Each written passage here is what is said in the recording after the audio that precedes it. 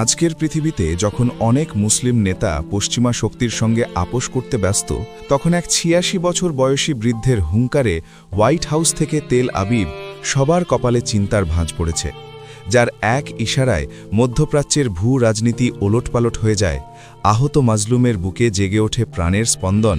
তিনি কোনো সাধারণ রাজনৈতিক নেতা নন, তিনি এক কিংবদন্তি এবং ইসলামের আধ্যাত্মিক বিপ্লবের মূর্ত প্রতীক। তিনি সিংহপুরুষ আয়াতুল্লাহ সৈয়দ আলী খামেনি। আজ যখন তার শহীদ হবার খবর ছড়িয়ে পড়েছে, তখন আমাদের জানতে হবে কে এই অকুতভয় মানুষটি, কেন তাকে আধুনিক বিশ্বের সবচেয়ে শক্তিশালী ইসলামী নেতা বলা হয়, কেন তাকে ঘিরে এত ভয় যুক্তরাষ্ট্র ও ইসরায়েলের। ভিডিওটি শেষ পর্যন্ত দেখুন, কারণ আজকের ভিডিওতে আমরা উন্মোচন করব ইসলামের এই মহান সিপাহসালারের জীবন, সংগ্রাম এবং বীরত্বগাথা। ভিডিওটি দেখলে জানতে পারবেন মৃত খামেনিও জীবিত খামেনির মতোই একই রকম শক্তিশালী এবং প্রাসঙ্গিক। ১৯৩৯ সালের ১৯ এপ্রিল ইরানের পবিত্র মাশহাদ নগরীর এক সাধারণ কিন্তু সম্ভ্রান্ত আলেম পরিবারে জন্ম নেন আলী খামেনি। তার বাবা সৈয়দ জাওয়াদ খামেনি ছিলেন একজন অত্যন্ত পরেজগার ধর্মপ্রাণ মানুষ এবং মা খাদিজা মীর দামানি ছিলেন বিদুষী নারী। মা বাবার ৮ সন্তানের মধ্যে তিনি ছিলেন দ্বিতীয়। খামেনির শৈশব ছিল অত্যন্ত সাধারণ, কিন্তু তার মেধা ও আধ্যাত্মিক তৃষ্ণা ছিল অতুলনীয়। মাত্র ৪ বছর বয়সেই তিনি মক্তবে যাওয়া শুরু করেন এবং ১১ বছর বয়সেই তিনি একজন দক্ষ ধর্মতাত্ত্বিক হিসেবে পরিচিতি পান। রাস্তার ধুলোবালি মেখে যখন তিনি সমবয়সীদের সাথে খেলতেন, তখনও তার গায়ে থাকত আলেমদের পোশাক। আলেমের পোশাক সামলে খেলাধুলা করতে তাকে বেগ পেতে হতো। সেটা দেখে তাকে নিয়ে উপহাস করত অনেকেই, কিন্তু কেউ কি তখন জানত এই শিশুটি একদিন সম্মানিত ইমাম হবেন কোটি মানুষের? আলী খামেনির জীবনের মোড় ঘুরে যায় যখন তিনি শিয়াদের অত্যন্ত গুরুত্বপূর্ণ শহর কুমে পড়তে যান। সেখানে তার দেখা হয় ইসলামী বিপ্লবের কিংবদন্তি নেতা আয়াতুল্লাহ রুহুল্লাহ খোমেনির সঙ্গে। ইমাম খোমেনির আদর্শ চুম্বকের মতো টানে এই তেজোদ্দীপ্ত তরুণলে। খোমেনি ছাড়াও আয়াতুল্লাহ হুসেন বুরুজেরদির শিষ্যত্ব লাভ করেন তিনি। যে সময়ের কথা বলছি, সেই সময় ইরান ছিল শাহ মোহাম্মদ রেজা পাহলাভির শাসনামলে। পাহলাভি ছিল যুক্তরাষ্ট্রের হাতের পুতুল। তার নেতৃত্বে ইসলামকে দেশ থেকে মুছে ফেলার ষড়যন্ত্র চলছিল। তরুণ খামেনি রুখে দাঁড়ালেন। শাহ মোহাম্মদ রেজা পাহলাভির শাসন বিরোধী গোপন আন্দোলনে সক্রিয়ভাবে অংশ নিলেন। ইমাম খোমেনির নির্দেশে তিনি বিপ্লবের মন্ত্র ছড়িয়ে দিলেন সারা দেশে। এর জন্য তাকে অনেক মূল্যও দিতে হয়েছে। ১৯৬৪ থেকে ১৯৭৮ সালের মধ্যে খামেনিকে বারবার গ্রেফতার করা হয় এবং শাহের গোপন পুলিশ সংস্থা সাবাকের হাতে বর্বর নির্যাতনেরও শিকার হন তিনি। কিন্তু কোনো অত্যাচারেই এই সিংহপুরুষ কখনো মাথা নত করেননি।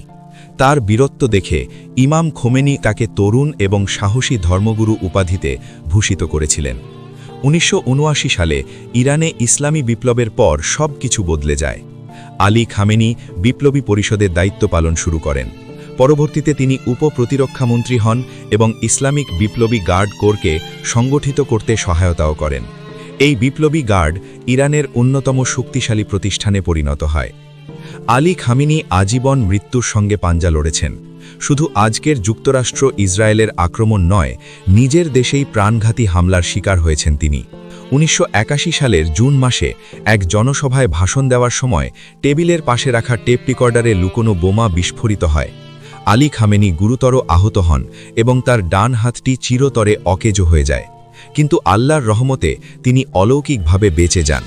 হাসপাতালের বেডে শুয়ে তিনি বলেছিলেন, আমার একটি দুর্বল আত্মা এবং একটি অসম্পূর্ণ দেহ আছে, আর আছে সামান্য সম্মান যা আপনারা দিয়েছেন। এর সব কিছুই আমি বিপ্লব আর ইসলামের জন্য উৎসর্গ করে দেব। সেই থেকে আজও তিনি তার অকেজো ডান হাত নিয়ে ইসলামের ঝান্ডা ধরে আছেন। আলী খামেনির ওপর ওই হামলায় জড়িত থাকার অভিযোগ ছিল দেশটির বামপন্থী বিদ্রোহী গোষ্ঠীর ওপর। ২ মাস পর একই বিদ্রোহী গোষ্ঠীর হাতে ইরানের রাষ্ট্রপতি মোহাম্মদ আলী রাজাই প্রাণ হারান। রাজাইয়ের মৃত্যুর পর তার উত্তরসূরি হিসেবে আলী খামেনি ইরানের প্রেসিডেন্ট নির্বাচিত হন। ৮ বছর ধরে আনুষ্ঠানিক এই পদে অধিষ্ঠিত ছিলেন তিনি। এই সময় তিনি তৎকালীন প্রধানমন্ত্রী মীর হোসেন মুসাবির সঙ্গে নানা মতবিরোধে জড়িয়ে পড়েন, কারণ তিনি মনে করতেন মুসাবি ইরানের ব্যবস্থায় অতিরিক্ত সংস্কার আনতে চাইছেন। এরপর আসে সেই মাহেন্দ্র খন। 1989 সালে ইরানের তৎকালীন সর্বোচ্চ নেতা ইমাম খোমেনির ইন্তেকালের পর মাত্র ৪৯ বছর বয়সে আলী খামেনি ইরানের সর্বোচ্চ নেতার দায়িত্বভার গ্রহণ করেন। সর্বোচ্চ নেতা হিসেবে খামেনি ইরানের সব শাখার ওপর চূড়ান্ত কর্তৃত্ব রাখেন, যার মধ্যে কার্যকারী, আইনসভা এবং বিচার বিভাগ, পাশাপাশি সেনাবাহিনী এবং সব ধরনের নিরাপত্তা বাহিনীও রয়েছে। একই সঙ্গে তিনি রাষ্ট্রের সর্বোচ্চ ধর্মগুরুও বটে। ক্ষমতা গ্রহণের পর গত ৩৫ বছর ধরে তিনি ইরানকে এক দুর্ভেদ্য দুর্গে পরিণত করে রেখেছেন। যুক্তরাষ্ট্র তার ওপর হাজারো নিষেধাজ্ঞা দিয়েছে, ইসরায়েল তার হুমকি দিয়েছে, কিন্তু খামেনি তার অবস্থানে অটল ছিলেন সবসময়। পশ্চিমা সাম্রাজ্যবাদী শক্তির চোখে চোখ রেখে জবাব দিয়েছেন তিনি। এর সাম্প্রতিক প্রমাণ পাওয়া যায় গত বছরের জুনে সংঘটিত ইরান ইসরায়েল যুদ্ধের মাধ্যমে। ইসরায়েল ১২ দিনের এই যুদ্ধ শুরু করেছিল ইরানে হামলা করার মাধ্যমে, কিন্তু ইরান পাল্টা মিসাইল হামলা করলে ইসরায়েল লেজ গুটিয়ে পালাতে বাধ্য হয়। আয়াতুল্লাহ আলী খামেনি কেবল ইরানের সুপ্রিম লিডার নন, তিনি মজলুম ফিলিস্তিনিদের পক্ষেও এক বলিষ্ঠ শক্তি। আরব বিশ্বের বড় বড় নেতারা যেখানে যুক্তরাষ্ট্র ইসরায়েলের তোষামদি করতে ব্যস্ত, সেখানে আয়াতুল্লাহ খামেনি বহুবারই ইসরায়েল রাষ্ট্রকে ধ্বংস করার আহ্বান জানিয়েছেন। ২০১৮ সালে তিনি ইসরায়েলকে একটি ক্যান্সার আক্রান্ত টিউমার আখ্যা দিয়ে মধ্যপ্রাচ্য থেকে একে মুছে ফেলার হুঁশিয়ারি দিয়েছিলেন। তিনি প্রকাশ্যে হোলোকাস্ট বা ইহুদি তা আদেও ঘটেছিল কিনা তা নিয়েও সন্দেহ প্রকাশ করেছিলেন।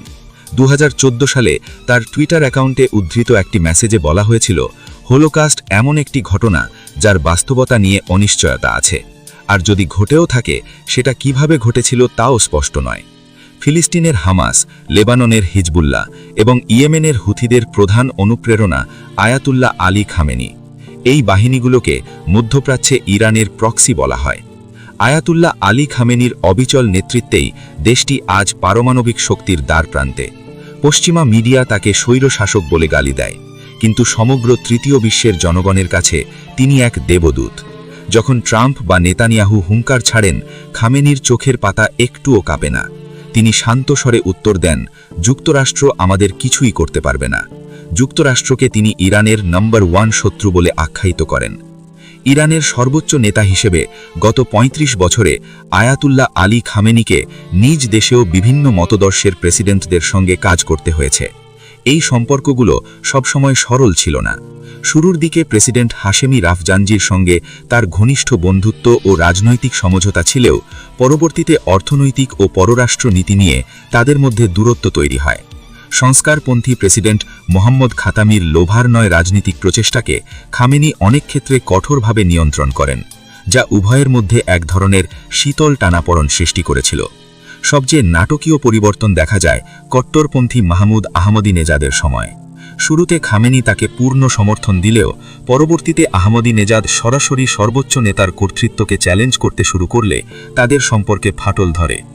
এরপর মধ্যমপন্থী হাসান রুহানির আমলে পারমাণবিক চুক্তি সহ পশ্চিম বিশ্বের সঙ্গে সম্পর্কের প্রশ্নে খামেনি সতর্ক নমনীয়তা দেখালেও মনে প্রাণে কখনো পশ্চিমামুখী হওয়াকে সমর্থন করেননি।